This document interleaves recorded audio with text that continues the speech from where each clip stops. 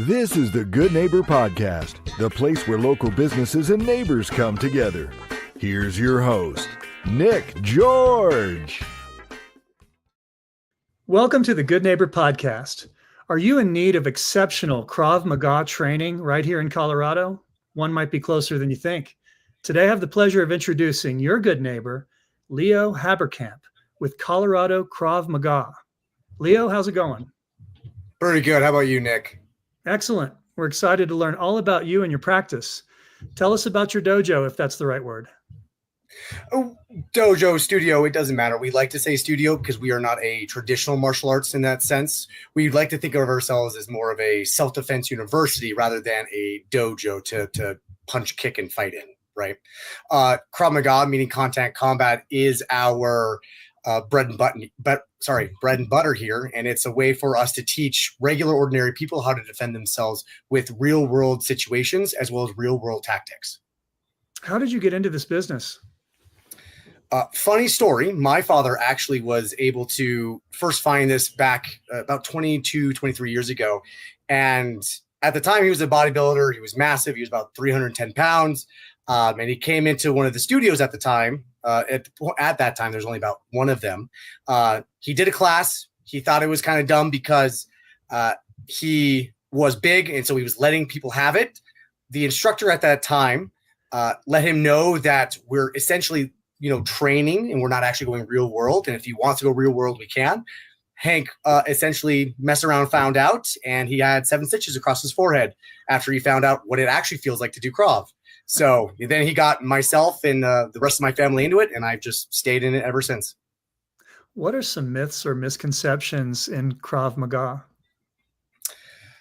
The biggest myth I hear all the time, and it's from other martial artists or other combat sports, is that Krav Maga is just eye gouges and kicking or groin kicks, and that's all it is. And it really isn't. The biggest thing is that we teach natural reactions to the threats that are given to us. For example, the universal sign for I'm choking is your hands coming up to your throat. So if you could imagine someone putting their hands around your throat, your natural reaction is to come up here and grab it, right?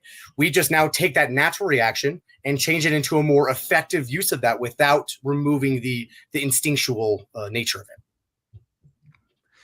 Who are your target customers? Do you guys teach all age groups? I've got a 4-year-old in one of your classes, and I know that you cater very well to small children, but who are the target customers, and how wide is the bandwidth that you cast your marketing net to? Yeah, so son's awesome. We actually started as little as 3 years old, and we can go until you decide that you don't want to train anymore. My oldest clientele is 70 to 76 years old is what I have. I have 4 individuals that are in that age range, but my average age here is about 32. How are you marketing to them now outside of word of mouth, which I'm sure you have? You have 138 reviews currently online that add up to 5 stars. So I know you don't have any problems with word of mouth, but what are you doing extraordinary beyond that to reach clients? Yeah. Biggest thing is that we actually do seminars. We host 3 yearly seminars that are completely free to the public that all 5 of the locations that we're partnered with do throughout the year. We have a women's self-defense seminar in April. We have a kids safe seminar at the beginning of school year. And then we have just a general self-defense seminar we do whenever we have an opening or an available schedule. Because people don't read much anymore, having videos on your website is immensely important, and a lot of business owners haven't put that together yet. You've got videos on your website. I saw that, but I didn't look deeply enough to know if you have any experience reaching potential clients through podcasting. Have you ever done that or thought about doing that? What's funny is I was thinking of building a podcast for some type of information, especially for my student base, because a lot of them have questions like what OODA loop is or what are the 3 principles of Krav Maga, things in nature that we discuss in class, but we don't go over into more detail. And I was always thinking about doing stuff like that. I never have the time or energy really to do it. Yeah, I see that firsthand, that you're very busy. For people that I see in this industry, the parking lot doesn't fill up at any one I've ever been to, but at yours it does. So outside of work, what do you do for fun? I am the nerdiest individual ever. On top of my normal workout routines and schedule, I actually host several D&D campaigns for both my friends and actually for kids. I've opened a second business for running D&D campaigns because the DM, which is the title of the person that runs it, they're very scarce nowadays, and good ones are very hard to come by. So I have that side business, and I love doing that. I'm building my own world for D&D, and I also love playing Magic the Gathering.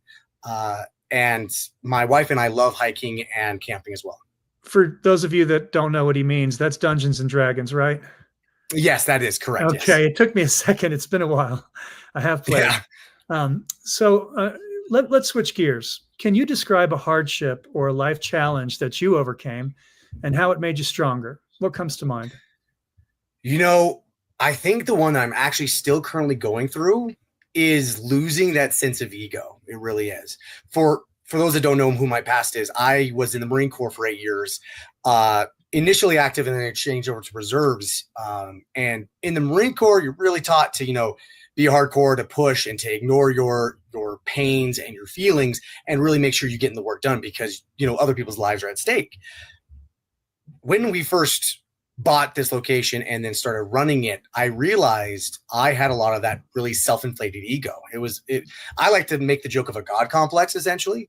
And now having so many people that rely on me, but also I rely on them, especially my instructors and other coaches and my wife, for example, I need them more than they need me. And that's been something huge and life-changing. It really is that I'm doing this to help everybody else, but it's not because of me. It's because of the message that we're sending. Leo, please tell our listeners one thing they should absolutely remember about Colorado Krav Maga. The biggest thing is that everyone needs to be safe. Everybody has health insurance. Everybody has car insurance. Just in case something bad happens, you should have some safety or self-defense insurance as well. How can our listeners learn more about Colorado Krav Maga in all of the online ways, and then a phone number? Yeah, absolutely. So our personal Instagram is Fort Collins Krav Maga. You can also look us online at www.coloradokravmaga.com. You can also check us out on YouTube, and I'm actually building a TikTok now, a lot of things. So good phone number is 970-223-4180. Well, Leo, we really appreciate you being on the show, and we wish you and Colorado Krav Maga the very best moving forward. I appreciate it, Nick. Thank you. Thank you for listening to the Good Neighbor Podcast. To nominate your favorite local businesses to be featured on the show, go to gnpfortcollins.com. That's gnpfortcollins.com or call 970-438-0825. You did great. Awesome.